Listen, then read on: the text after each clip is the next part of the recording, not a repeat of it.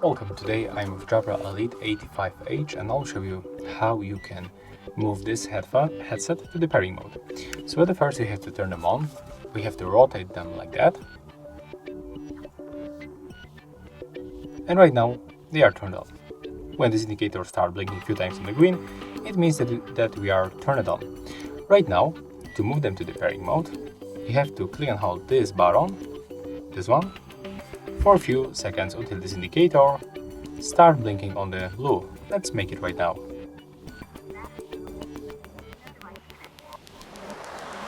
Right now you can release.